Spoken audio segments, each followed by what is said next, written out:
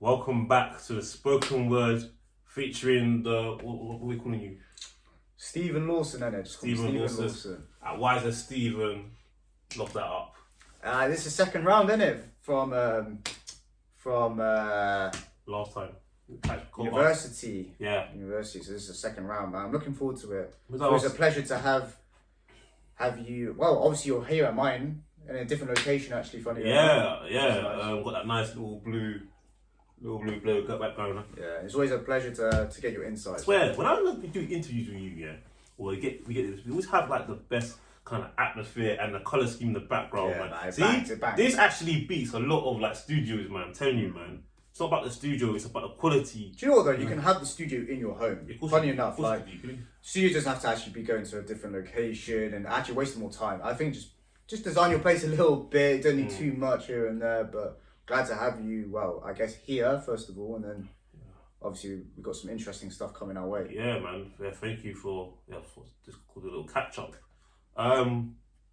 Yeah. So obviously I want to talk. By the way, guys, please like and subscribe to this channel, and also go and like to his channel as well. Check the description. All that stuff, all that good stuff.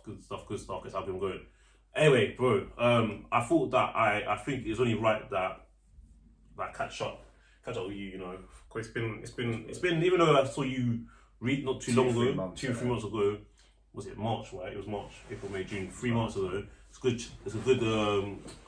It's good. 3 months is a season, so like a little quarter of a year ago. Would be good. Still a while, yeah. It's going from like what we're in like summer now, aren't we? Yeah, we're in the summer. It's first month of the summer.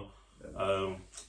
What do you plan for summer? Like cutting. Yeah, again the physique cut as a. Tell them what did you tell me to do? Oh, you cut. Bro, this guy he needs to cut, man. He needs to cut. In terms of physique, obviously, well, I've known Javen from 2016 going to now 2024. It's almost 10 years, isn't it? Yeah, you're looking wham. Like he's looking a lot more wham, looking a lot more bigger in terms of his physique. But I think now it's time to cut for him. I think I said if you cut for like 2 to let's say 2 months, really focus on just getting lean, physique's gonna bang. Especially coming to summer, man. You want to make sure you're cutting really. It's cutting season really. When you look at the grand scheme of the environment. I know the weather's not great over in England as much, but still, everyone's out and about. Summer's coming. People are feeling a bit more atmospheric and positive. You want to have that kind of course, a bit of a finished look to you. Well, do you remember the time I cut? That time, yeah, and I was like, I got light, bro. I got to like, I think the look I got was like 68 kg. I saw a photo because you posted on Instagram. At the time, I got down to like 68 kg. I'm like 79. Light, innit? Because you're 10 kg, probably more than that now. Yeah, I'm like 79 or 80 kg. Yeah, so you're obviously lighter. Obviously back then, and that's the thing with cutting is, so just put the ego a little bit out the door in terms of like you're gonna lose a bit of weight, muscle mass. You're gonna have a wham size look, but hey, you'll probably enjoy. But the thing is, though, actually, though, if you're like ripped, though, I don't know if I know that you can actually create the illusion you're bigger than you actually are when you're actually ripped. Yeah. So it gives you that illusion that you get. Actually, with a top as well, you look better. Like with a t-shirt on, you don't look as good because I think having the look where you're like a bit more aesthetically bigger, you look better with a top on. But when you take the top off, bro, and you have like you're more leaner, you ace it. Ace it. Yeah. The thing is, no one walks around with their top off 24/7. So it's what it is. Yeah. All right. Let's talk. So obviously, I wanted to talk to you about because obviously now that I know we mentioned obviously I know last time so we were talking about university with your experience there, and that also I mentioned that you have a channel, but I don't think a lot of people. I don't think we got in depth more into like how your channel, like who is Wiser Stephen, like just it's more about like what you're doing today. How did you get? I talk a little bit about me or say something my channel, but like how obviously what you want now because you hit now what, 150 subs. 150 subs under was it? I started really in January. That's when I properly started. Like, let's just say the new year, new me sort of thing. Yeah, I started from 1st of January. It's been about what, nearly January, February, March. About 6 months now, half a year basically, and obviously 150 subs so far. Are you happy with that achievement? Yeah, honestly, to be honest with you, I see it as a journey and I see it as just progressing each time. To be honest, yeah, like the goal for 2024, I would like to have 500 subs. So I think I can definitely achieve that by just putting more reps and effort into my content. So is that by the end of the year, you would just say that? End of 2024. Yeah. Oh, okay, that's good. That's a good achievement. Can I just ask you? So obviously you started the channel. It's called Wiser Stephen. That's my handle. That's your handle. And what is your channel really about? And why did you start it? Yeah, that's interesting. Let's go into that. When I first started it, it was actually called Wiseman. Yeah. So it was called Wiseman. That was going to be my branding name. I was just going to do a lot of topics surrounding, to be honest, just a lot of life experiences of my own and topics that I'd enjoy. It'd be like range of different things, like looking at men's mental health, purpose, how to develop yourself, how to improve your physique. Like if people put in like a self-improvement sphere, maybe a sort of that sort of element to it, but also, just generally around things that can help improve people, give them advice, guidance, that sort of thing. A bit more, maybe people would say branch into a philosophical, spiritual side as well to it. It's a bit of everything. Okay. I don't want to say it was like a specific niche. Okay.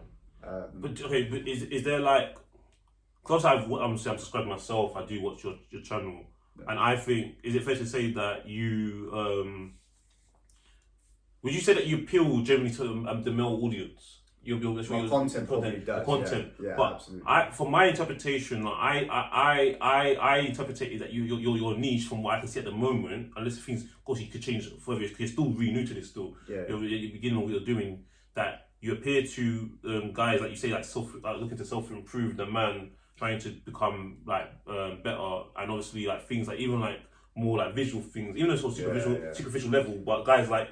You're in like real good shape, you've leaned out a lot, you've obviously posted pictures. Do you know what it is? I want to, exactly. I want to be a bit more relatable to people. I feel like in this content sphere of YouTube and just being online, people as an audience look for someone who is relatable, right? Yeah.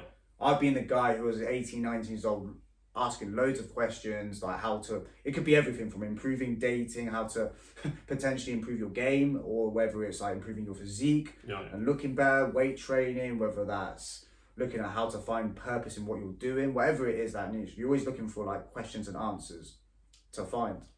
And so I just wanted to provide from the experience, obviously being not just age, but going through severe or some life experiences as well that I've had. I wanted to use that as a means of, not motivation, but guidance to people and say, look, I've learned from this, I've taken this stuff from this, and you can actually learn from this as well. As a kid, I want people to have that kind of relatability, but also life lesson experiences that I can provide to them. Have it basically be a role model to people. Okay. That's kind of how I saw it originally. But it's changed a bit now over the course of coming to 6 months, obviously in terms of my channel. How would you say, so that's good, so that's a good start. And how would you say that there's been a slight change over 6 months? Definitely. I think I've seen, so obviously if we look at like statistic measures and stuff, like some videos to shorts as well included, some have done quite well. Funny enough, the shorts have done quite well. My first short that I did actually very well was actually a football related short, which was 2-3 months in. It was about how basically in today's world, to be a good footballer, you don't actually need to be good at football, you just need to be a good athlete. And that's all I said. Yeah. And it pretty did well. Statistic like 5K on the short. On the short, very early on. This is 2 to 3 months in. So and cause I've seen that video when you've done the proper video of it, where it's not the short. It's about a footballer. Yeah, it's about your journey. And that hit over. The truth about football. For someone that started, would you say? I think it got like over 500 views. Yeah. And that was. I think that was. That's obviously like a lot of people would be into that. Like they say that, bro. They say like, especially because we're from like the UK. It's like the footballer's dream. I think a guy as a young man, if you enjoyed football, playing football, I think everyone to an extent has that footballer's dream. They want to make a professional, play for Manchester United, Liverpool, play Cristiano Ronaldo. They aspire to people like Zidane, Ronaldinho, all that sort of stuff.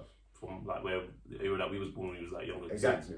The reason why I'm talking about that, do you know that video stands out for me as well? Because if I remember rightly, you actually didn't you go on? You covered about why. Lessons you learned from not making it as a pro, is that right? Yeah. Talk to me a bit about that, because a lot of people come there to say, football, and most people don't make it, but they're looking. So when you talk about football, a lot of people want to make it and find out the harsh reality that most are not going to.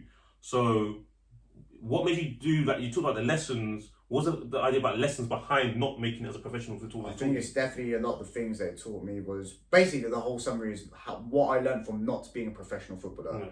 So a kid who has the dream of being a footballer, wants to make it, and they train quite hard. They do a lot of the things that, want to do to get scouted effectively. That's how it works in the UK. Obviously, you train, you will play for a local football team, you get scouted, you'll be invited for trials, whether that's for like High Wycombe FC or whether that's AFC Wimbledon to Fulham FC, whatever it is, you know. And obviously, I never got to a position myself where I did get scouted, but I really wanted to be a footballer. Yeah. And so a lot of the lessons I learned was basically, the lessons I learned are very transferable to my life and now as to of today and throughout my journey. Actually, as just an individual. Would you say that? Do you think that video is gonna maybe? Do you think that video will be helpful to maybe those around the ages of 16 and 17 that? Let's say that they got, because you said you didn't get scouted, right? Yeah. But didn't you play for Oxford? I played for Oxford City, yeah, which is deemed, but the thing is that's a local team to me. Okay. So if you go for adult team, it's like semi-professional. Oh, okay. Do you see what I mean? Okay. So it's not professional. Okay. But still, okay, that's cool. So and you don't get scouted, by the way. And you don't, okay, that makes sense. But for those age around 16, 17 that have been in the academy settings, do you think that's a good, because a lot of them, what I've realised that they get lost. I've seen documentaries. I've seen documentaries where they're lost and they go into like a deep, like the depression. That's what they're trying to do. They actually made it into the establishment of the academies, thinking to make it. 16, 17 is like a real crossroad of your life. You're literally you're pre-adult adolescent, because you know in this country they call 18 as an adult officially. You could argue in real life is it really a bit longer. I think so, but on paper it's 18. And if they come across your video, do you think that's going to be helpful? Like lessons that didn't move or didn't make it? 100%. It's the skill set that they've learned from the journey, not actually the end result. Yeah. So I talk about actually, it's not really the fact of making it a pro footballer. It was really, whilst I was striving for that, it's not necessarily the goal that I really cared about. It's more the skill set of working towards becoming that through that journey.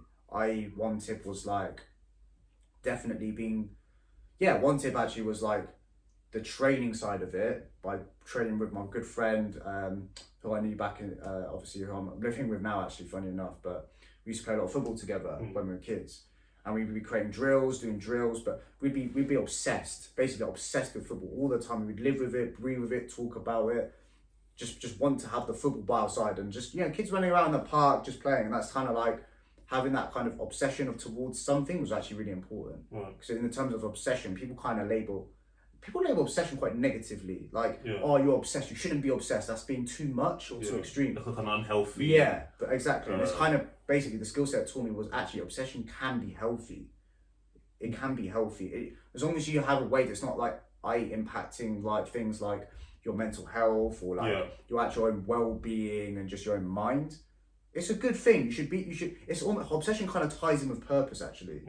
Like it's your life purpose. What are you curious about? What do you care about? What do you like doing? Like, so I've asked you, what do you feel for yourself? Would you like what do you wake up getting curious about? Yeah. For you, like if I asked you, what are you curious about? Obviously you like various things, but what makes you want to get into? There's a number of things I want to do. Also, I do my YouTube channel myself. I'm going to create. I want to do. I get that gets me up. There's so many other things. I'm into like I want to get into like the acting scene, write my script. I noticed you've always actually been interested in that sort of stuff. And I have. Obviously, I share the same dream as you. When I was young, I wanted to make a professional footballer, do this stuff, and then like for example, where most people don't make it, which is unfortunate, and they feel like I never got into the setting when I was in the academies like that. So did you get scouted actually or no? No, I didn't get scouted. But there was one time when I was training. And I just finished year 11 as a summer, and a scout from Charlton Football Club. He saw me training in a park with some guy I was doing proper drills, proper training. It's 1-to-1 coaching actually, and he asked me how old I was because he was going to give me a trial. But I was too old for that particular age group, because after that age of 16, that's when they start holding scholarships out. So I was too particular for that age group. He's looked at me. Now would I have gone on and got in? I don't know. Most likely not. But it's just only because I was just there. This is just me training. I haven't been. I can't relate to people that actually been in the academy from 10, 11, 12. Younger age, and that's what they've been. It's like they got school, but then they also got other school as well. The academy is the school as well, but for football. it's like developing you for the workplace, which the workplace is first team football. And but most of them was told actually you're getting it, or you're not going to get scholars. So so I think from my understanding, when I'm looking at your channel, I'm thinking that's probably got to be one of the most important, in my opinion, one of your most important videos. It was a very important. One of the most important videos you've done today. Yeah, I think so. I definitely agree. Definitely, football actually had a very profound impact on my life. Like, don't get me wrong. Now, I don't play it to that sort of obsession anymore. I talk about football briefly with people, but I don't really care. I'm not too invested in football as much anymore from a spectator perspective. Yeah. But I think football back in the day had a very profound impact on my life. Like, I think if I kind of had football, I don't know what I'd be doing, to be honest, as a kid, bro. Because it's like, that was the one thing that just kept me focused on something, you know what I mean? And that's the real importance of the meaning that it had in my life, really. Let's talk about. We're not going to talk too much about like uni visa, but we'll talk about it. But we're going to briefly just touch closely. So obviously on my channel, like I actually covered your channel before. Yeah, the other channel before was the. So I'm going back to go forward. I just remembered. You had a channel called the modern. Was it the modern conversation? Yeah, that was 2020. Yeah. Yeah. How? So obviously that channel is that still active? Or? That's gone. Okay, that's gone. Why did you start that? Because what I'm saying is, what started that channel, and then now you got the channel that you're established. That's a really good question. Yeah. So I started obviously Modern Conversation 2020, and I had the brand, I had everything. I actually did we did a podcast together about university. I did one with Sanam actually, shout out to him as well, about social media experiment. I think that's actually on my channel, so you can actually check that out as well. I think I've uploaded it somewhere. The same video. Sorry, the same video. Did you upload that video to your new channel? Yeah. So we just had to put it was an important video. Yeah. So it was actually a good video. It was actually a good discussion. Yeah. I had a mic and everything. I was like, how would I have been like, well, my 20s? So it would have been like 21, 22 years old basically at that time. At that time, I think it was COVID. It was a very weird situation. A lot of things were coming online, right? In terms of, I think this whole podcast. That's when podcasting kind of took off a little bit. In terms of that like COVID era, and it started to boom and everyone kind of went to hop on to doing podcasts, building a channel, that sort of stuff. And I think at that time I was doing it, but I did care about it because I wanted to do societal topics. That's what the whole point of it was, like discuss different topics, kind of have guests on, like people like you, Sanam, or other people, whatever, and just like talk about different range of subjects. I actually would have enjoyed that. But I was never really fully invested in it, I feel. Okay. I kind of just gave up on it. I kind of just did a few videos and then just kind of think, do you know what, I just felt a bit, I had this mindset where I felt I had to be a certain status in life to be able to put stuff out there for people. Do you see what I mean? So are you saying that, do you feel like you think that you've been better off if you was kind of like known a bit for something else? Yeah. Before putting this kind of stuff out, I think for people, is it go on. Yeah. No, I agree. I think that is the case. I think I just had a wrong mindset towards approaching a YouTube channel. I was kind of doing like more as a the typical like when you learn in business, like you got like executive summary, have a brand logo, like deeping stuff that's not really that important. And I was kind of forgetting about the content itself and the skill set and the things behind the scenes. So when let me just touch on that point. So when you mentioned that you felt you had to be kind of like something in quote unquote society before you, is that in terms of for people to take what you're saying seriously in terms of the advice you're putting out there? Yeah. Obviously, the social experiment stuff, you also thought that was an important video to put onto your channel that you're kind of active in now. And I put actually our videos. I think I've put a video on as well about university part 1 or whatever. Yeah. I might have. Do you think that you was less qualified to be bringing things out there? So I feel like I had to be a certain credibility to be able to be putting stuff out there for people to listen to me, rather than actually think of the journey. Like, bro, you're just starting, you're new to all this. Just learn about filming, just learn about putting yourself on camera, speaking to a camera, just do the basic things. But I kind of felt like I was just a bit of what's the word? Like just going with the wind, flying in the wind, not knowing what I was really doing and stuff. I feel, which would have been fine because I think that's important. Sometimes you're never always going to know what you're doing. So what made you kind of like? So see, I know we kind of mentioned what you started the channel overall, but what made you kind of like come back to YouTube?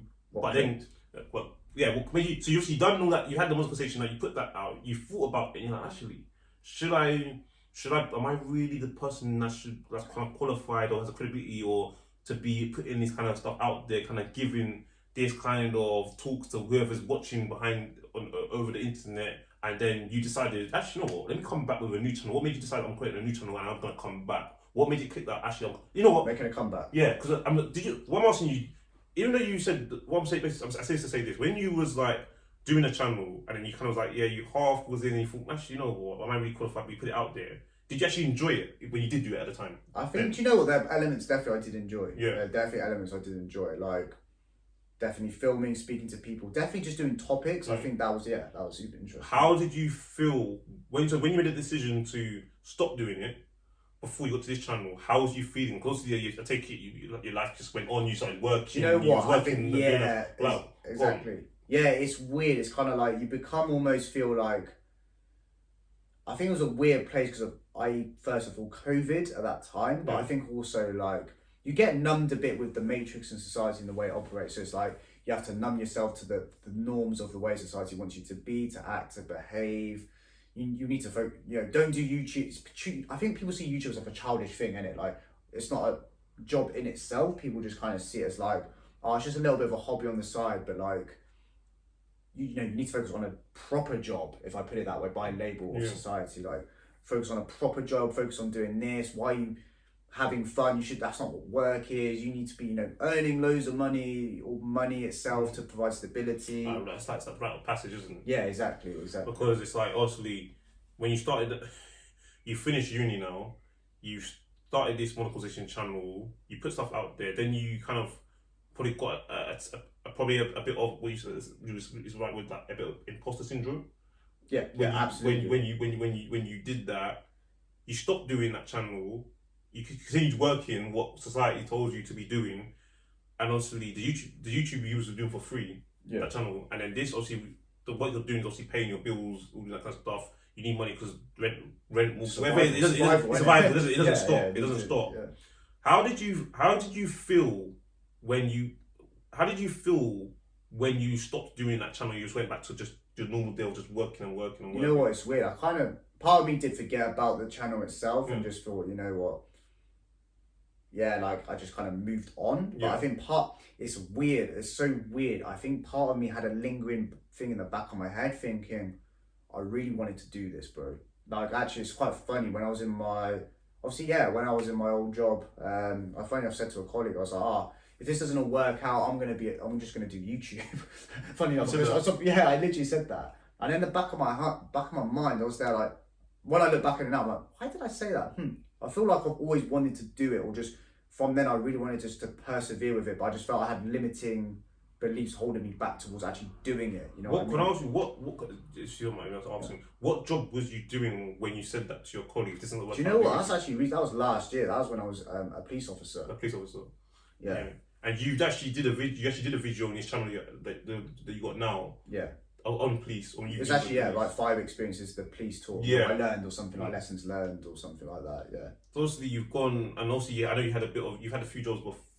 So you had a few jobs. I've worked a few jobs. You worked a few jobs before being a police officer, and this is still post the old YouTube channel. Yeah. And then you decided you said you forgot about it, and it was still lingering, but you just forgot about it.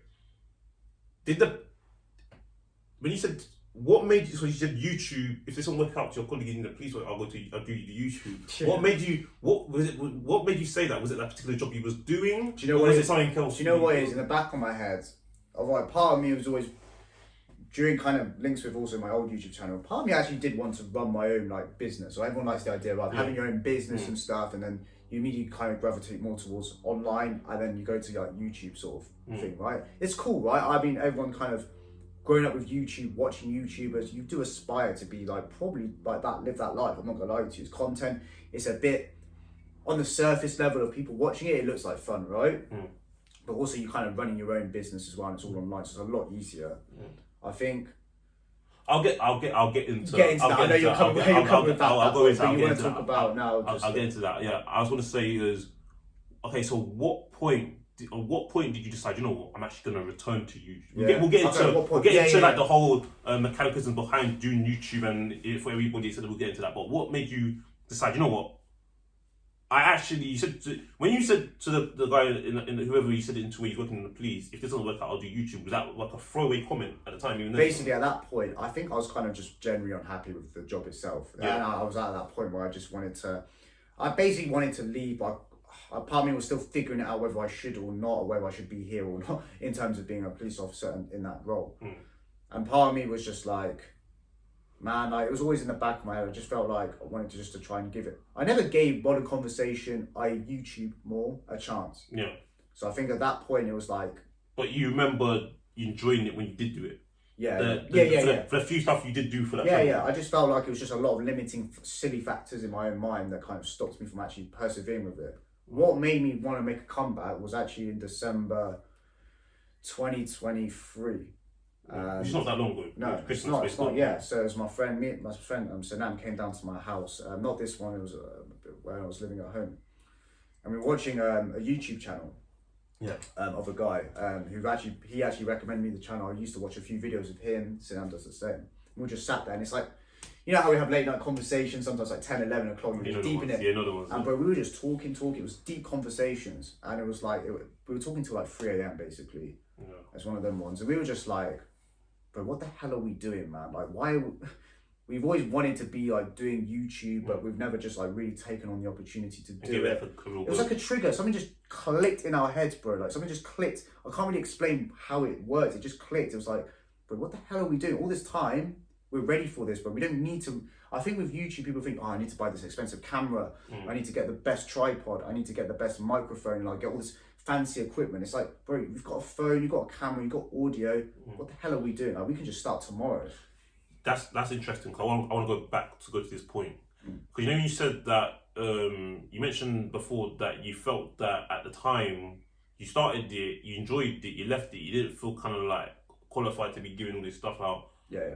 Was that the only? I'm assuming now you're saying about like the people think about they need this, all these variables to start this channel. Was there more than one limiting belief? Was the whole like qualified advice the only factor, or was it more? Was it? I think. Do you know what? I think with people's journey, especially my own, I think a lot of it's more psychological. I think it's not actually the fact of the equipment, the microphone, all that sort of stuff. That's fine. You can do. Honestly, with videos, you can do it anywhere. Obviously, you spice it up a little bit, have a neon light in the background and stuff. That's actually cold, actually. You know, have stuff like that. Of course, microphones. You over time you refine it to make it look cooler, right? But the limiting beliefs were all psychological. It was like, I don't feel I can give advice to my audience because I'm maybe not a certain age or a certain credibility. Maybe I need to have more life experience. Maybe I need to be like 35, 38. Why are they going to listen to me? I'm just some like 19 or 22-year-old talking and stuff. And kind of part of that is true. Like, at the end of the day, we're more inclined to listen to older people than me listening to like a 17-year-old, right? Depends on what it is, but that's context dependent. But a lot of it's just psychological. Like, it's the end of the day, I think it's like people just give up easily as well. A lot of it is like, I want to mention, because I know you mentioned like you mentioned obviously like the qualified advice. Did part of you think was you getting engagement on your previous channel then? That's a good question. Yeah, I can't remember actually. Because I'm saying I'm trying to. We'll move on eventually. I'm trying to. Obviously, when you're saying things like you feel like you're qualified to be a certain status, was a trigger maybe not getting engagement? Was it nothing to do with that something else? Was you getting people like commenting? Do you know what it is? I think when you start YouTube like that, it's like, no, I didn't get any of that. I just think I felt like I needed that quickly. So like people want to accelerate growth without actually like going through the whole process of uploading videos and stuff like that. Nah, man, I felt I needed to do better quicker and kind of get results quicker than actually just going through the whole process of doing it, I think. Now let's go on to what big juicy stuff. No, I mean they're all juicy stuff. We know what comes. Guys, remember, please, if you haven't liked this, please like this button and subscribe to me and subscribe to Stephen here. If you haven't already, please. What I was gonna say is, so obviously now you have returned. Yeah. To channel, you created a new channel. You're doing the stuff now. YouTube, like you say, that you don't need all these things, and to be honest, YouTube is actually an entry level and accessible to almost everybody basically, providing the very minority doesn't have internet. As long as you got internet, you kind of have access. Anyone could actually start a YouTube channel. The thing with anybody can do it, so there's no barrier to entry. Like maybe like a bigger networks, like obviously, like let's say you wanted to have your face out there in like the BBC, ITV, Channel 4, etc. Obviously, not anyone can go in there. There's barriers to entry. There's all these different things. In this online space where everyone has access, can anybody do YouTube? Yes. Can anybody do YouTube? 100%. I feel. What I mean by it, okay. Basically, what I'm asking you is yeah. physically, anybody can do YouTube physically, but can anybody do YouTube? Oh, I see what you're going with this now. Yeah. So, in the context, is YouTube accessible for everyone? Absolutely. Yeah. Anyone can create an account, upload whatever the hell they want, whether that's about gardening or like radiator selling, I don't know, whatever it is. People can make content out of anything, like literally. However, the journey itself on YouTube, if people want to take in terms of business, entrepreneurial shit, whatever this kind of branches into itself in the journey, this YouTube's not built for everyone. Like in terms of the actual journey in itself, it's not. If you really want to do well in it, I feel, from my own opinion, by the way, I just feel it's not for. It takes a certain mindset and person to be able to make this journey work. Right. A lot of people are happy to have the idea of thinking it could work. But they're not willing to understand what comes behind the scenes of doing the work. Which let me say, forget about the entrepreneurship and that kind of stuff. That's not even just for people. Just let's say someone has I don't know. Let's say someone has a certain topics they want to get out there. They want to put out there on their channel, right? There's a certain thing they want to do. Even as a consistent hobby, is it fair to say that not everyone should be doing that as well because of the mindset? The mindset still carries over to be regularly putting it out there, doing all the stuff that goes behind it as well. That's a good question. So basically, what I'm saying is, let's say if someone's not even thinking about it from an entrepreneurial perspective, and it's just a hobby, not entrepreneurial necessarily, but don't even look as a hobby, but just regularly doing the stuff. Can they does everyone have the temperament to? I see what you mean. No. Do you know what I mean? No, not with this journey, right? It requires a lot of various skill sets. I'm not talking about like hard skills like marketing, psychology. Let's just put that to one side. It's the other stuff. It's the lot of discipline. It's the consistency. It's the time of doing stuff that actually is not the most exciting stuff in content creation, like the realistic nature of it. Yeah. It's all the little bits behind it. It's if you have a full-time job, waking up early so that you can make time between that and that time to be able to make time, and maybe even evenings if that's how you work. It's the accountability as well, depending on your channel as well. Also, the fact it's actually not a very stable area to be in as well. A lot of this is actually instability, man, because it's like a stock market. You're not guaranteed anything in this space, man. No one's guaranteed anything at the end of the day. Some videos do well, some don't. Some people like your certain videos, some people don't. It's a lot of accountability. It's a lot of, you're going to get a lot of love from people, you're going to get a lot of hate from people. It's almost like you're getting validated, but also you're going to be told, you're like, who's this bold guy speaking on camera, talking about X, Y, and Z? Who do you think you are? Shout out to all the bold guys out there, by the way. Yeah, shout out to bold people. Zinedine Zidane and things there as well. So yeah, definitely, not everyone has those temperaments, man. Not everyone has those disciplines. And obviously, some people will just get bored easily and they'll give up. Yeah, so that's what you make some good points, because I'm just thinking like someone else could say that they feel that's qualified. Let's say, for example, they had a content they wanted to talk about and one video got like 2 views. But the video before got like 50 views, and then they got 2, and then the next video they got for 3 views, and it felt like, in their mind, they know that they're not getting paid for it. Yeah.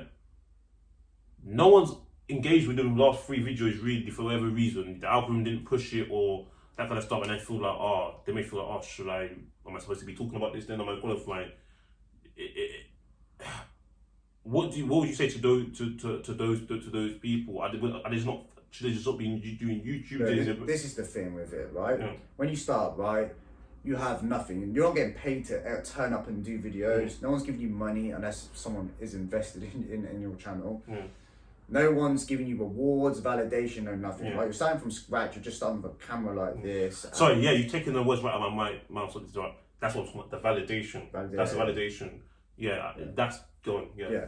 It's about internal desire. You have to be wanting internally with yourself to be coming here, doing filming, doing the editing, doing the shorts, doing the thumbnails. You're a multi-skilled person when you start out. You're doing various different roles, various different responsibilities. Unless you have, obviously you're doing it with other people, it's very different. Yeah. As a duo or as a group of people doing a podcast, however many numbers it is, there's a lot of responsibilities, and with that, you're not getting paid really to do that. It's like almost volunteer work, if I put it in that way. No one's paying you for your time to be doing this, and you have to want to be using your own time, which is time is your most valuable thing, right? Yeah. So you have to be using your time to be able to carry out those different tasks and responsibilities.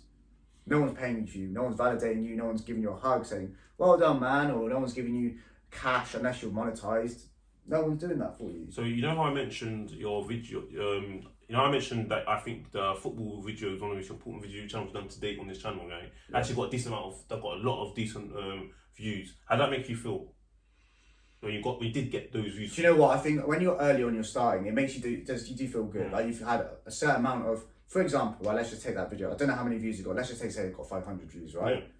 It's actually crazy how in real life context, that's like me giving a lecture about football, and 500 people have turned up in a lecture. Oh yeah, of course. To that to listen to me talk. That's quite a nice feeling actually. Bearing in mind, I'm not credibly, I'm an individual who didn't make a professional footballer, never been in professional football. I've not worked in academy football. By the way, guys, he was actually a baller still though. He's actually a baller. I was explaining he's a bit baller. I appreciate it. But obviously, I didn't have that credibility to be giving football advice, but it's about, that's how I saw it. I was like, damn, actually, this did well. People do care about this kind of video. And what's nice is it actually probably helped one or two people who genuinely probably watched that and think, bro, thank you for that, man, because I had the same thing. I was trying to be a footballer and I didn't make it. But maybe I like doing YouTube, maybe I just like doing skills, other things in life. And it's like that skill set was transferable to other areas of their own life.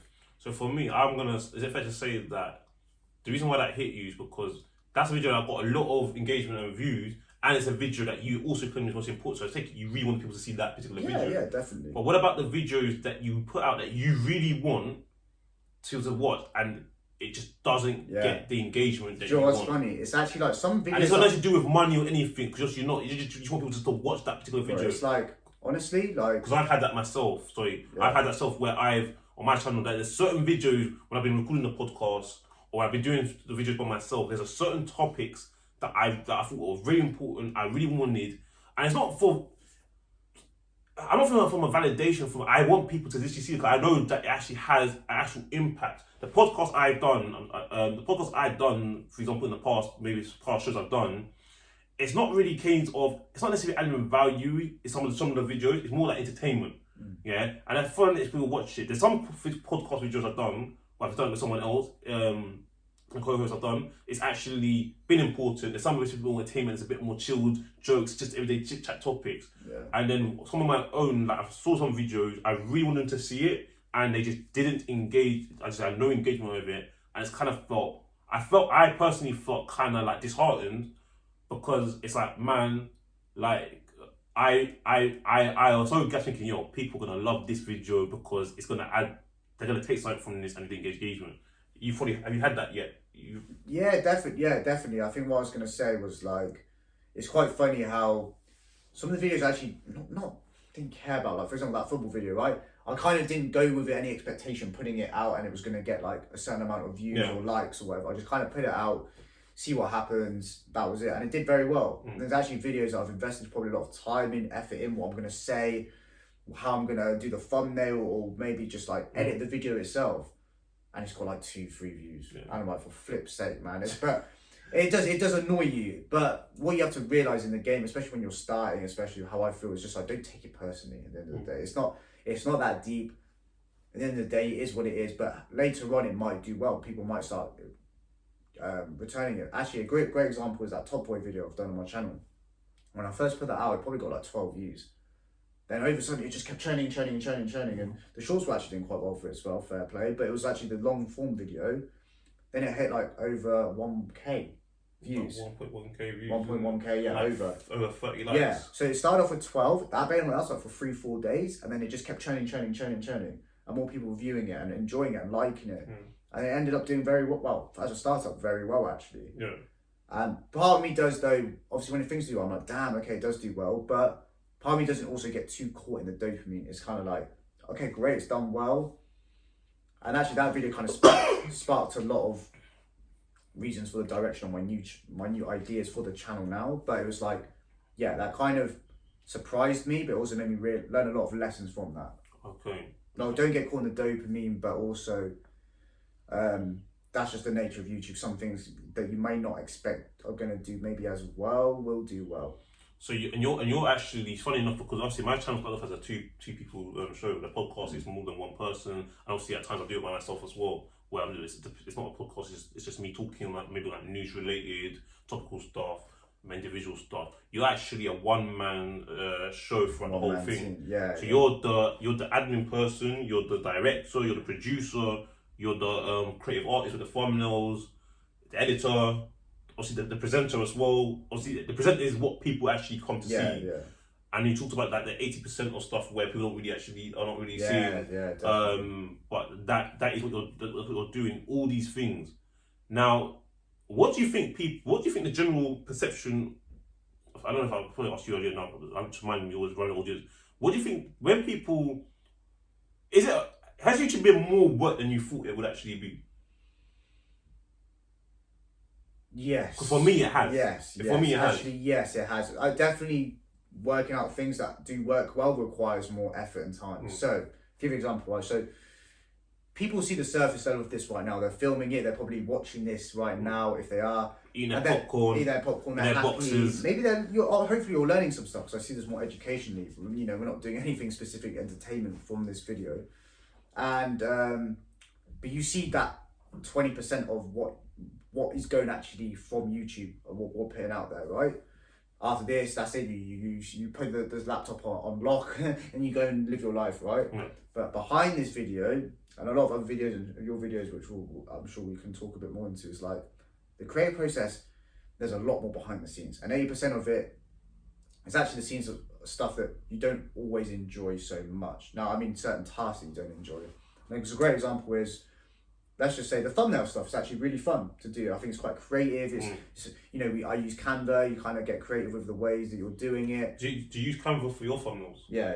I do that as well. Yeah. And I use that Canva account since uni days. Yeah, exactly. Same exactly, account. yeah. Like, you see. So there's a lot of it was actually useful to have. For example, let's take shorts. Part of shorts I do like is when I'm like on CapCut editing the kind of the music that's going to go behind the scene of the short, and then putting the auto captions on, little things like that is nice. However, when I have to watch the whole video to then pick out like 12 to 15 shorts, bro, it's long. And it's like, that's not something I genuinely enjoy, but I still have to do it anyway. Yeah. There's a lot of work behind the scenes that people don't really see.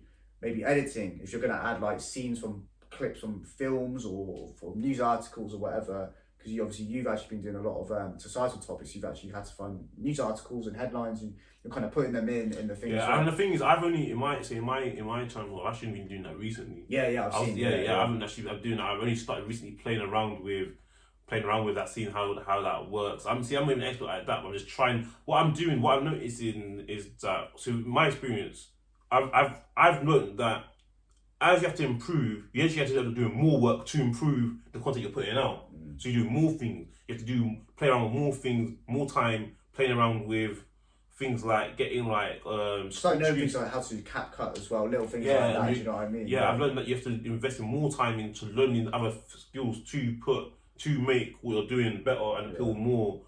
And also it's adding to your skill set professionally as well. You're adding to your skill set. You're being a bit more faceted in it. And that's what I mean. Like I don't realize how much you actually have to put into the stuff. Just at a base level, just to focus on content. Now let's talk about the other part. A lot of people in this game for money. does that work in YouTube? And the thing is, I'm asking you. It's funny. I'm asking you, and obviously you hit your first 150 subscribers. Yeah, which is good. You got your first 100, which is a nice milestone. You probably got the email. You get the email congratulating you on. I actually get. Oh, I need to check. Yeah, that, maybe. I got that email saying that well done to get your first 100 subscribers. Yeah. Joy is I haven't checked my email. This is 100. A lot of people disregard that. It's nothing, but I appreciate the small wins. And you wanted it. I wanted it. You wanted it. I wanted it. I appreciate the small wins.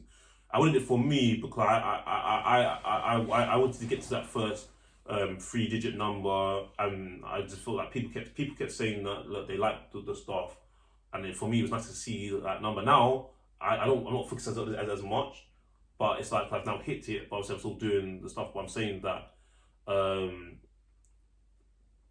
obviously I'm just for someone that's on 50 subscribers, you're nowhere near like the level of making money, monetization, even though it is good. A lot of people are starting this thinking that they're going to make some bank in this. Is there a place for that here? Really? Would you think? Why, in terms of like? Is there anything wrong with people wanting to? I've seen YouTube advertised as a side hustle. As a side hustle to make extra income. People are thinking basically, look, I need to find a way of making more money. Try YouTube. We'll be good at that. Is that a good idea, or is that no? Do you think YouTube is one of the ways? Let's look at it like this, right? I think it depends how you perceive YouTube. You perceive it first of all as a hobby. Yeah. Sorry about that, guys. Technical issue. So sorry. Back to what I was saying. So, I was talking about money. So, is it? So obviously you found. Is it something that people should be getting into for money? Is anything wrong? Is there anything wrong with that? Does it do that? Does it pay? Does it all these things? That's a good question. I don't think there's actually. If you look at YouTube, right, again, it kind of depends how you see it. You either see from a hobby or kind of more in a bigger, more. You want it to get bigger in terms of the investment that you put into it. I.e., maybe you're looking to invest it as a business. Yeah. Now, I don't think there's anything wrong with seeing it from a money viewpoint, because at the end of the day, sometimes I think with most people starting YouTube and the YouTube end goal, people want to monetize, right? At the end of the day, I'm not saying it's all about monetization, but we want to have a goal. Do you want to monetize? I would love to, at the end of the journey, to be able to make money from YouTube. I would like to monetize as well. Yeah. But there are things I generally enjoy it in spite of not being monetized. Yeah, absolutely. And to be honest, that's not my main reason. No. Me personally, there's other things that I would look to before YouTube. Yeah, absolutely. So basically, I say this to say this. I've tried to make money. I've had extra sources of income or side hustle like things before.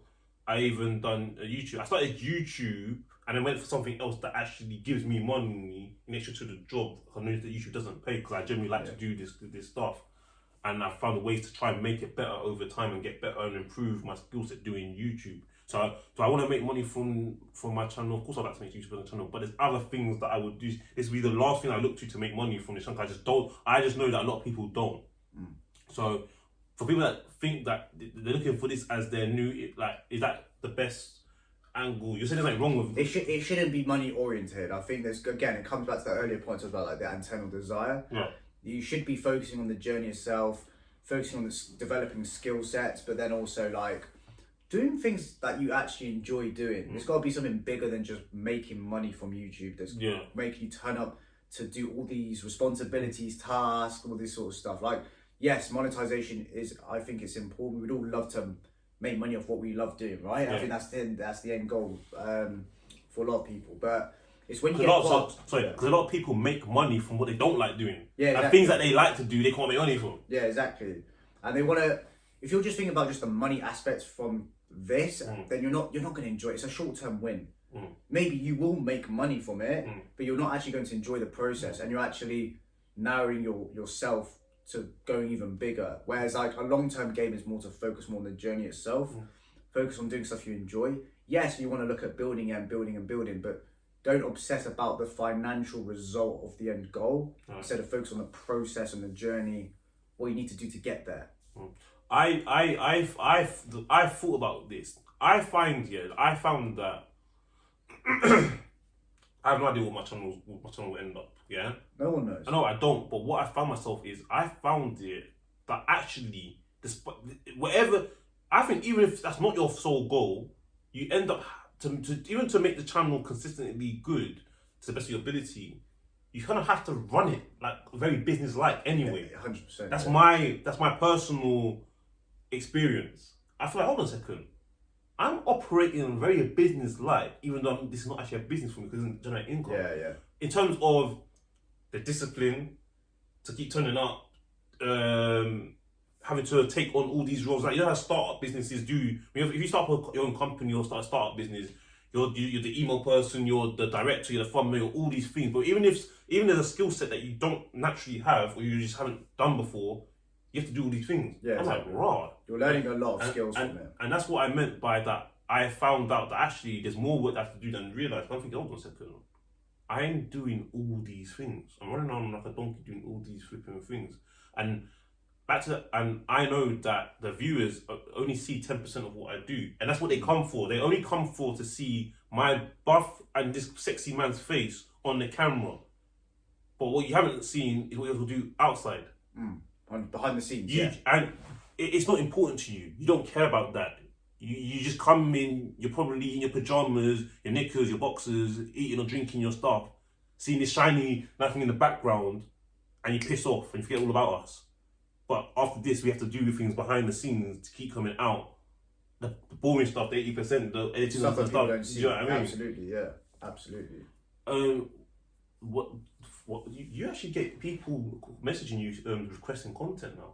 Yeah, that's another one. That's a good thing. There's people I know. It's quite nice. So like obviously, just in like brief, like my channel's kind of changed a bit over time now, and that's like you said, like it's business. Like it's like with your channel, your channel doesn't always stay the same the way it is. Like it is part of involvement and process. It's like your channel's going to change over time, man. The channel you start at like 2020, let's just say, is different to when it's going to be like 2028. You know, it's going to change. You're going to see things that are doing well, not doing well. You actually start then gravitating towards things you enjoy actually putting out there for people. Apologies, another technical issue. Yeah. But we'll just carry on as we are because that's what we do. In terms of gravitating towards... Channel changes over time. Channel changes, yeah. You find content over time throughout your channel that just... It constantly evolves. It's always not going to stay the same. So I guess actually this will be interesting for you because I found, I'll give you an example on my channel. So that Top Boy video I did, it did actually pretty well. At one point, like 2K views.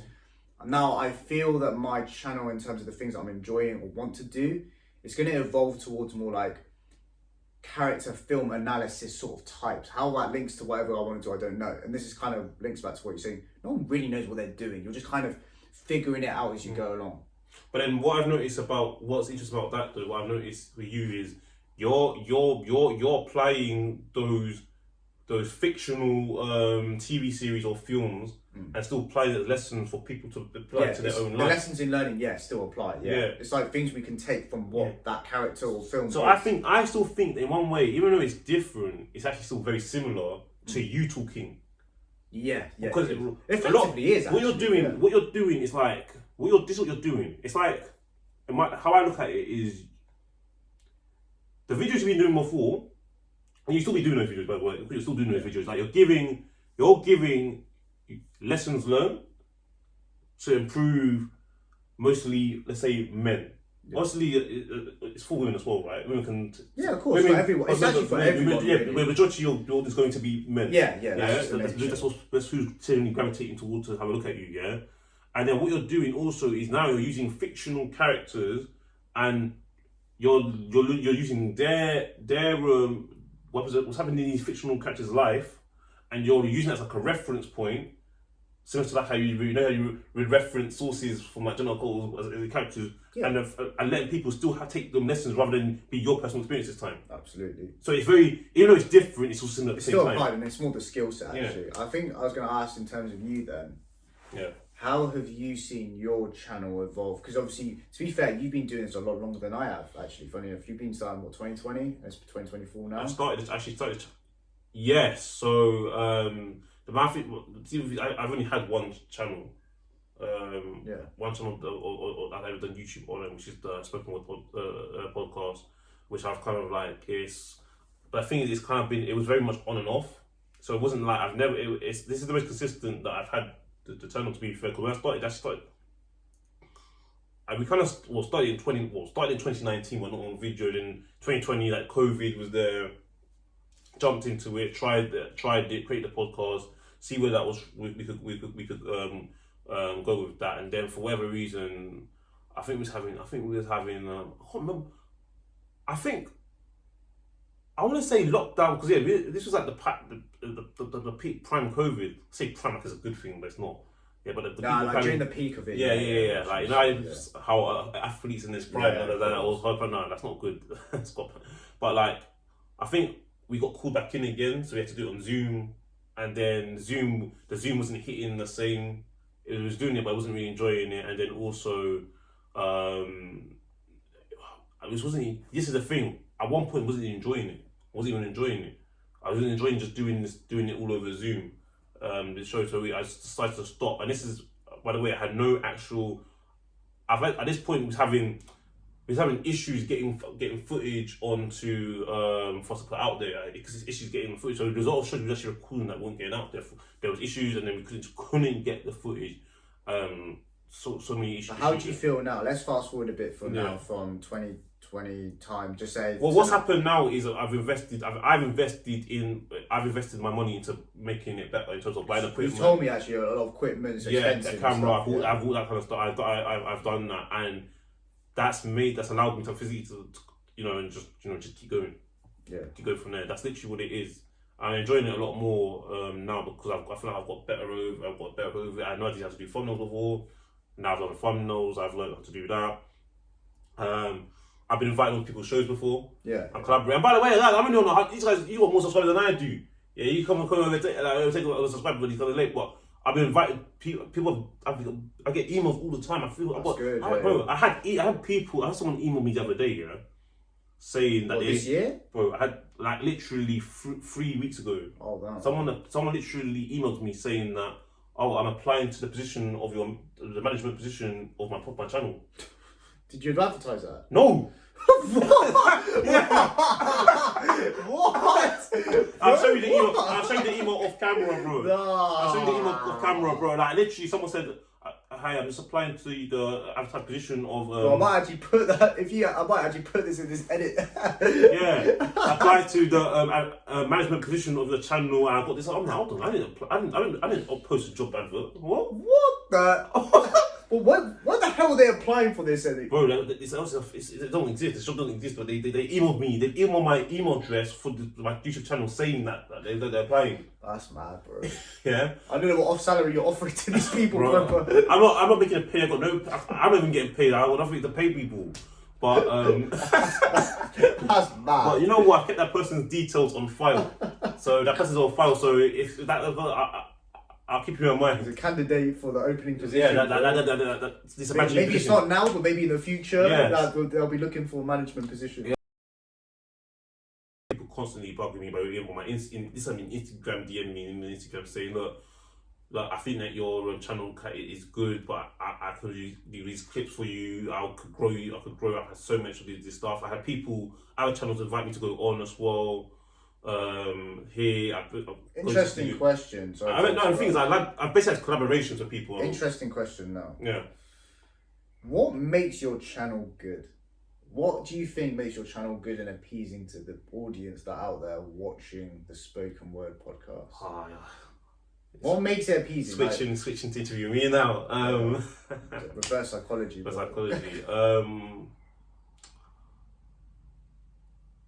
It's what people. What do people pay? Not pay. What do people pay their time to see from your? Bro, podcast? I'll be honest. I know the answer, and I don't want the answer because I don't know, because I do a wide range of things. I've done the podcast. I've done like individual. I think it depends on the time. I think my channels are something for everybody. So I'll do I think a lot of it they go for like vibes. They want jokes and entertainment. There'll be some podcast shows that they will want to watch where they think it's a bit of laughter, it's a bit more light-hearted. Some people want to pay more attention to like more educational and stuff. I don't specialize in like this content life lesson stuff that you're doing. That's what you more specialize in than I do. I can do it here and there, but I wouldn't do it consistently as you are. I wouldn't be doing it all the time. Do you know what I mean? I like the one of the few shows here and there I can do it, but I'm a mixture of a bit like entertainment. some lessons that added value, or some more I serious. actually think your style of content is actually more education than entertainment. Now, more recently, I feel like when you're putting topics out there, it's like you're like, you know how there's news reporters out there, but a lot of stuff out there now is just like fake news. It's like, Javen's the actual peer review source, journal article, but you're talking about topics. It's like you're actually educating people at the same time. You're not really like let's just give an example. Why the stabbing of that sadly of the little boy in London. That was hard. Yeah, and. Bro, I'll be honest, I don't watch the news. So actually I only found that out because of your video. Yeah.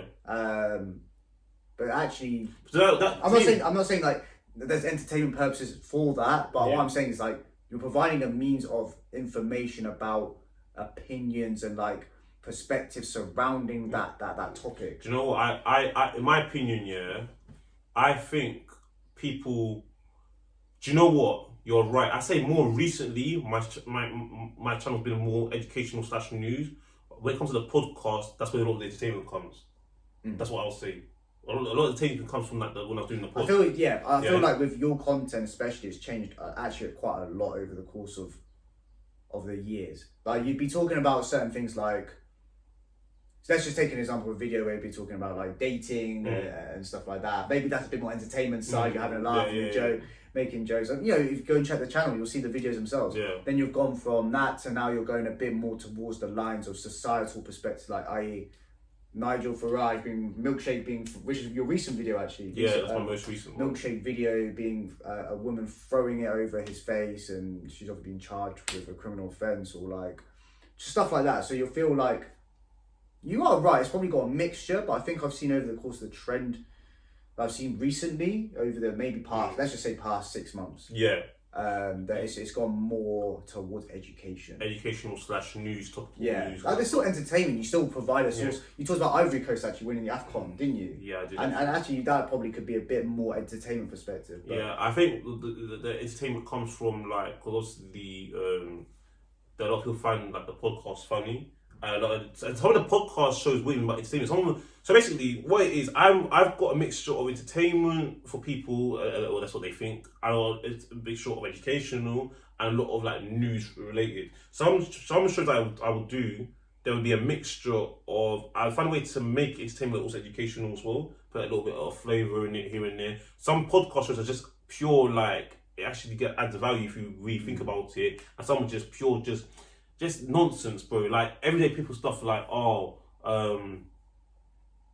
don't know, like what's the wildest thing you've done in public and stuff like that. Entertainment stuff. It's real life stories. Like, it's not made up stuff. It's like reality. This is reality podcast. It's stuff.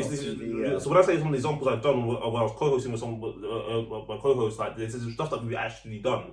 These kind of things, but that's more a lot of people that are surface level. They're not coming to get like, let's say, educational value, just coming just for like intrigue of like entertainment, his stories and all that kind of stuff, laugh and joke around, or that time when I put something out about the end of school, and then something about someone taking a picture and then me shouting antics at school. That's all entertainment. It's all entertainment, and that's all fun. I enjoy that. I generally do enjoy that. People say, "Oh yeah, you don't mention a comedian and that kind of stuff, all that stuff," but shows like. One of my recent ones, like a few months ago, like I did one on like up in the retirement age. Working for me, and I gave my perspective on what I think people need to take into account and factor in, and that for me was a very like I want people to really think about what I. Do you know what? A video actually that you did very well. This is actually a very good example of educational video. Was the job search. I know that. Yeah, I'm about to say that. I was saying like the view, not just the viewership did well actually, but you actually got very few comments actually on it. Yeah. And it was actually very informative for people. Yeah. Because people were like, damn, I can relate to this. I may be job hunting myself. I can't genuinely find a job, but what you're saying is bang on. I'm getting the same thing. Yeah, and I think that kind of topics that suits me more when I'm doing my individual stuff.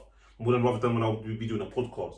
Now, to be honest, to be fair, would I do things like that in a podcast? Of course I would, but I think that when you're doing a podcast with someone else, or you have multiple guests, you don't get time to talk as much.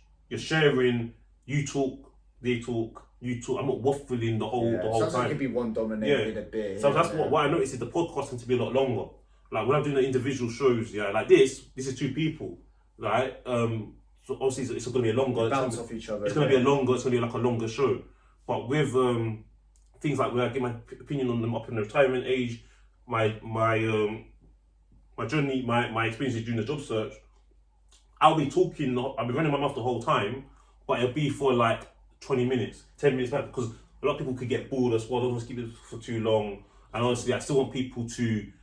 I find a way that maybe I shouldn't do this, factor in people, but it's like there's a concept that kind of is similar to yourself, where it's kind of like, you know, when you say like qualified status.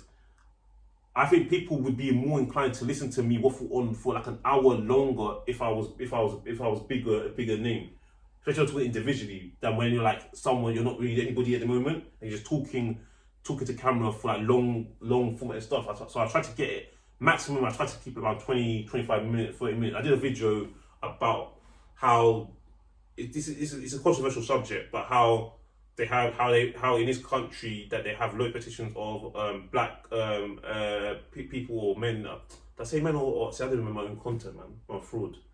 No, I think with content you kind of you forget a lot what you put. No, out. I know the gist of that. I can't remember if I said specifically men or black kids in the school system in this country, and that was me talking for up to 40 minutes, and it's by myself. And I think it's one of my most important shows. I was giving. It's very educational for like parents to do. Like, I'm not really gonna. Those kind of shows individually suit me to talk for that long. Do you know what I mean? Passionate. I mean, about those topics. It's different. I'm passionate for the moment I talk about it. I'm not thinking about it 24/7. Yeah, it's kind of in the flow. It's in the flow. It's something that's been on my mind. Basically, what it is, it's something that's been on my mind for ages. Yeah. And I just put it out there, and I find something else to talk about. The worst videos are like the ones where you feel like you have to get it done, but you're not really invested in the content itself. I think everyone has, bro. I've noted down videos, I'm like, yeah, I'm going to do this. I've delayed it for some whatever reason. Life just got in the way. And you come to the video and you're like, you're speaking about it and you're like, I'm not really feeling this, you know. It's kind of like, I want to get it done as a task, but I'm like, I'm not really invested in what I'm saying. But if I did this at a time where I was like, the light bulb switch comes on, like the ideas come in, you sit down, you get the camera out, you're just going for it. It's just like it all flows out so nicely. Yeah, 100%. I'm not gonna lie, most of my light bulb moments goes when I'm just walking around outside, going for a walk, and then I get a light bulb moment. I just like sit down and I record. I'm like, okay, that's what we're gonna record. I'm gonna talk about that subject. And I think that ties into my moment of, do you think that people? I think what for people to maintain consistency and try and keep putting things out there, they have to kind of schedule think about in advance what they're going to speak about. 100%. Do you know what I mean? I think that's partly what stops people from keep putting content out. It's like you're thinking all these different things, but have you thought about the video you're going to be talking about? It's like any idea popped into your head. Do you know what I mean? I think, yeah, definitely. I think it's one of those things with ideas. I always note it down, keep a note of it, whether your phone, your notebook, wherever it is, and keep it there, because there's going to be a point where maybe you're not going to talk about there and then, but definitely you might talk about it in 2 weeks, and maybe when you're filming or you're researching, you're not investing in it, but then you might come back again and it might be like, oh damn, actually this is a good topic, I can find this, and little things like that spur you. So I think it's just one of those things. Yeah. To be honest, my favorite one of my favorite topics are the ones where there's not really a time frame where you have to get that out. Yeah. So when I'm doing like the new things that do with the news, you kind of have to get that out very quickly. I was talking to one. I was talking to someone that I collaborated. They actually went to our uni. I collaborated on their podcast a while ago. This is like 2 years ago now. Yeah. No. Yeah. I want to say 2 to 3 years. 2 or 3 years ago, they called us in and we collaborated on their podcast. Right. That's not active at the moment. I spoke to them recently, and I was talking about subjects about like the ones that when you're talking about things that happen in the news, you have to kind of get that out very quickly. My best ones, I think, in my opinion, are when there's not really a time frame. So when I talked about that the job market 2024, I've got the whole year to talk about that. It's only because of type 2024. That could be January up to now. Doesn't matter. I don't need to rush that out. Like this show is coming out today. This doesn't actually have to be seen quickly. You can release this 3 months down the line. We're not going to, but it can be. Yeah. And I think it's very good.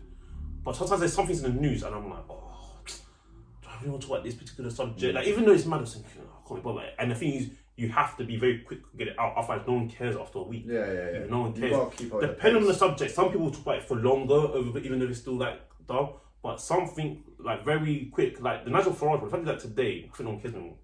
The milkshake. Yeah. And even then, I thought like, I took maybe wait 3 days. But after that, if I talk about it now, no one really cares. They say the famous phrase like strike the iron while it's hot. You know what I mean? It's like while it's hot in business, get it done, because while it's only gonna last temporary. Like you can't talk about an incident that's happened. Yeah, like for 6 months you're like, I've got this idea, and then you're just like, bro, that was happened like 6 months ago. Yeah, I know no one actually genuinely cares. I think, bro, let's wrap this up. Let's actually put a the final thing for the viewers or people, the audience who are watching this, to just give them some sort of insight, or actually some takeaways as well. Let's put it like this: if you were yourself now, talking to yourself when you first started this channel, what advice would you actually give yourself and going forward in terms of the channel? Oh, that's a good question. I would say, damn, bro, like, you really put me on this. Oh, I put you on the spot. Do you know what? I'll go mine. I'll give you some time to think. If I could give myself from now, going back towards the modern conversation in 2020, definitely the first thing I'd say is keep putting content out there. No matter whether you think that's got low value, high value, no value, whether people rate it or don't rate it, doesn't matter. Just keep putting content out there, because the skill set you're going to develop over the course of X amount of years is going to be insane in terms of filming, camera angles, thumbnails. Just you're going to learn so much. I think definitely just don't worry about the limiting beliefs. Is just overcoming that side of stop caring what other people think, bro. Just put stuff out there to make sure that you're doing it for your journey of building yourself up. You're doing it on the journey of building yourself up and getting better, which is really a key part of doing YouTube and starting YouTube especially. Don't forget about the subscribers, forget about the business, forget about the monetary requirements, how you're going to do an executive summary, all the nonsense beside it. Just do the stuff that you like talking about, stuff that you see is relatable to you through your own experience, lifetime value, and just put it out there for people. It's simple as that. It's like being a child in a playground and go and experiment, be curious, have fun with it, but understand as well, while that is the case, and go and find stuff that's fun, realize it also will come with discipline, consistency, hard work, a bit of hate from people maybe, but also it's going to come with some great things from people as well. This is why his name is like Wiser Stephen. All they see, all that. Oh, that's a long answer, but it's good. No, it's good. What about you? What are you going to tell yourself? It's sometimes I pick up out where you kind of take someone's answer. I think, damn, leave me some answer to say, man. No. But it don't matter. No, I'm gonna go on this tangent. Right. So 4 years, okay. So for 4 years. So you're going back to the original starting your channel. Yeah. You're going back and you're saying, okay, now I've had a bit of time experience. I've got a bit of knowledge surrounding content, podcasting, everything around that. What would you go and tell that Javen? I would say again, it's more to do. I'll just say, look, do your research. Research like the pros and cons of doing YouTube.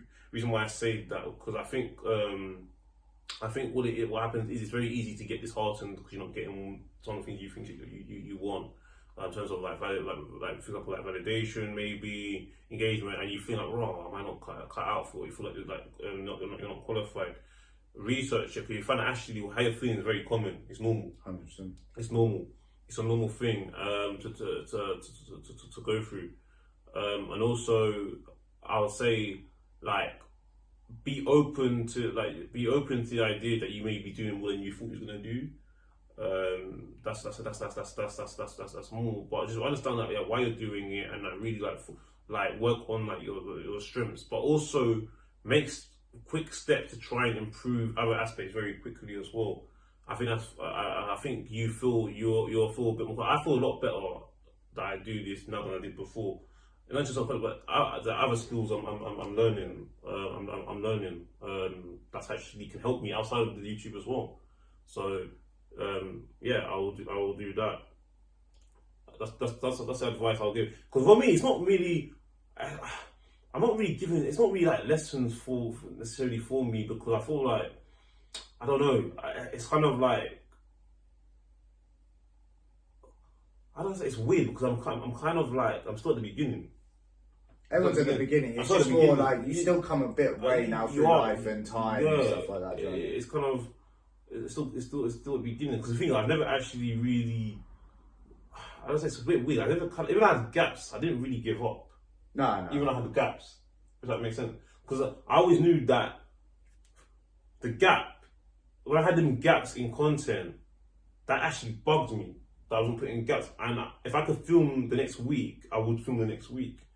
So I never really left, but I had the gaps. Yeah. So I was thinking to myself, damn.